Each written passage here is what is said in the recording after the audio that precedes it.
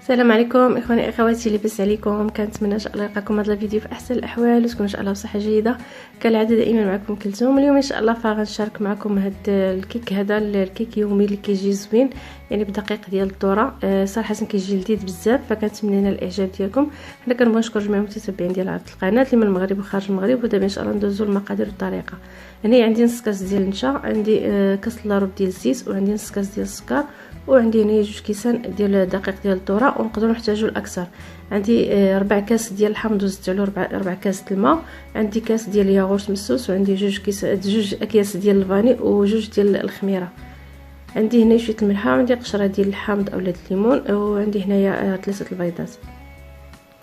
هنا اول حاجه كنديروا البيض في شي بول اولا في اناء.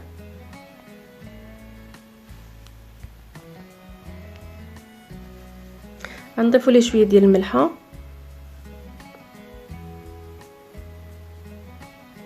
غنضيفوا هي السكر الفاني،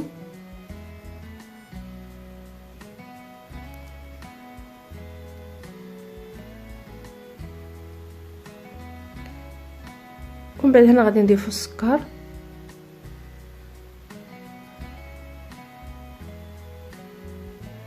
فبالنسبه للسكر هنا اللي كيبغي حلاوه يضيف ليها كاس عامر، واللي ما بغاش حلاوه يخليها هكا غير في نص كاس اولا حتى في قل. صافي من بعد هنا كنبداو نضيفوا الزيت،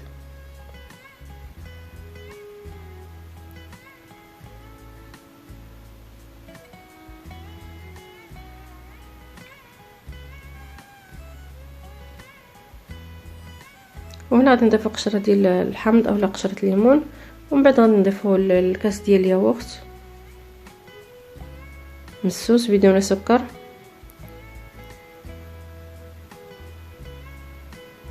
ومن بعد هنا غادي نضيفوا داك الكاس الصغير ديال الحامض اللي هو فيه 4 كاس الحامض، ويعني حامضه معصره، وهذا وزدت له واحد 4 كاس الماء.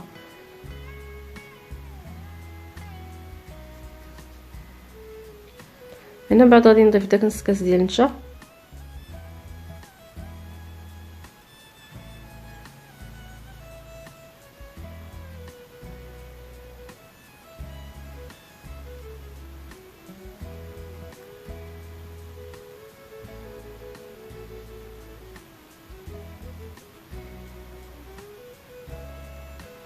وغادي نضيف هنا الكاس الاول ديال الذره ديال الدقيق ديال الذره،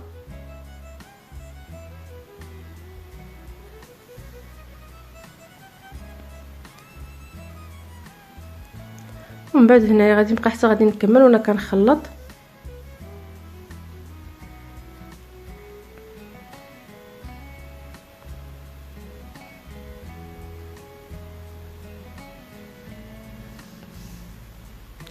هنا غادي نضيفوا الكاس الثاني.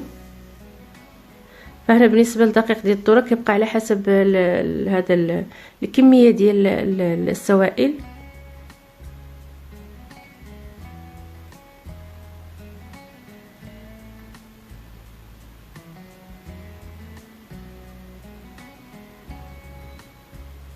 من بعد هنا غادي نضيف ليه واحد نص كاس اخر، يعني تقريبا 2 كيسان ونص ديال الدقيق ديال الذره اللي يعني اللي دخلات بحال هكا.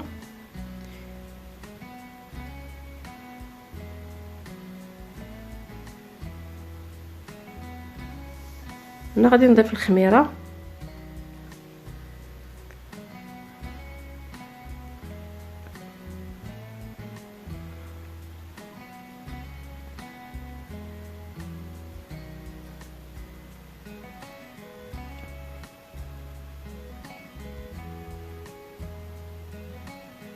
صافي. من بعد هنا كنجمعوا هاد الجوانب وكنعاودو نخلطوا واحد الخلطه تكون هكا شويه خفيفه.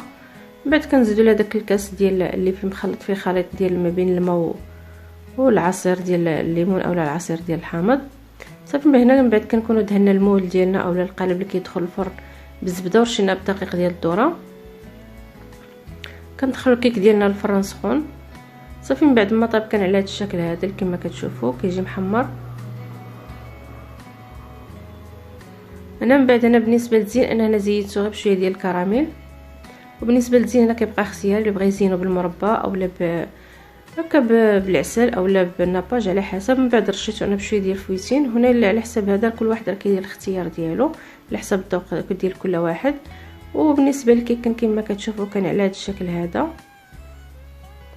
فهنا كنتمنى لنا الاعجاب ديالكم، وهنا كنبغي نشكر جميع الاخوان والاخوات اللي من المغرب وخارج المغرب، وكالعاده دائما كنتمنى التوفيق للجميع، وكنقول لكم اخواني اخواتي فما تنسوناش من التعليقات ديالكم، وكنعاود نقول نجدد الشكر ديالي، وكنقول لكم السلام عليكم حتى الفيديو اخر ان شاء الله.